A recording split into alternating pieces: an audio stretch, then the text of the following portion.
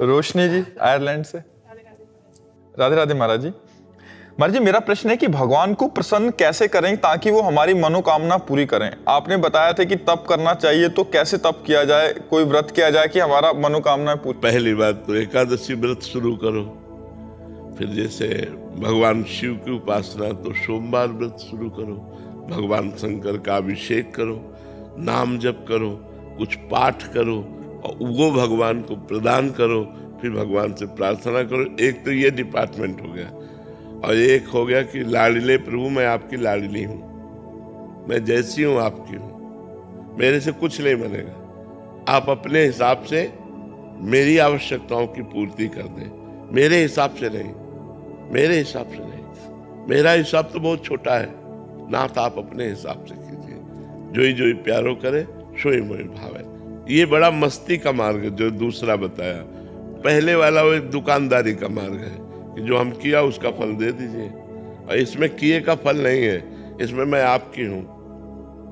जैसे गोदनामा में नहीं होता पूरी प्रॉपर्टी गोदनामे वाले के ऊपर, ऐसे ही भक्त को भगवान अपना सर्वस्व समर्पित कर देते हैं। भक्त जब अपना भगवान को सर्वस्व समर्पित कर देता है तो भगवान अपना सर्वस्व समर्पित कर देते हैं।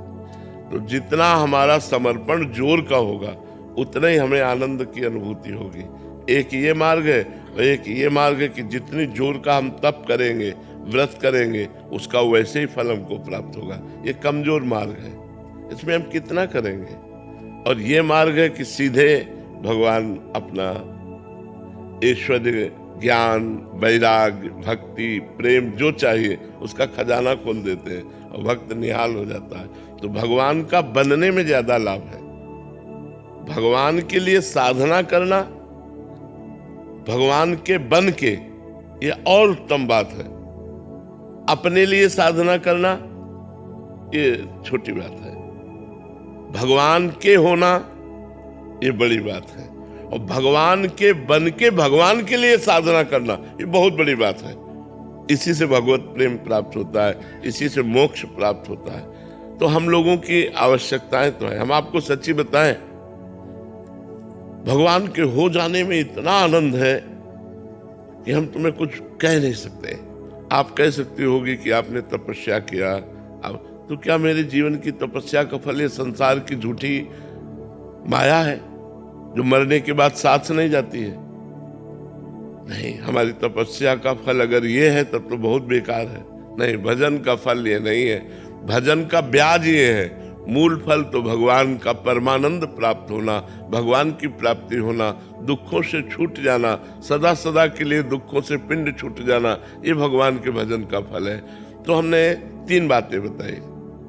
भगवान से चाह पूर्ति करने के लिए भगवान की जो भजन शैली है, व्रत है, उपवास है, तीर्थ यातन है, दान पुण्य है, इनको करें तो हमारी कामनाओं की पूर्ति होगी।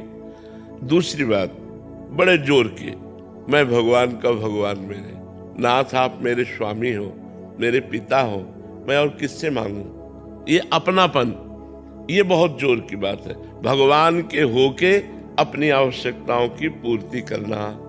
तीसरी बात, भगवान के लिए, भगवान के होके भजन करना, ये बहुत जोर की बात हो गई। अब हमें चिंता नहीं आगे क्या होना है, आप खुद देखिए आपको आगे क्या करना है। वो बड़ी मस्ती की बात होती, बड़ी मस्ती की बात होती। कदम कदम पर प्रभु की कृपा और प्यार दिखाई देता है कि हमारे प्रभु कितना हमें प्यार करते हैं।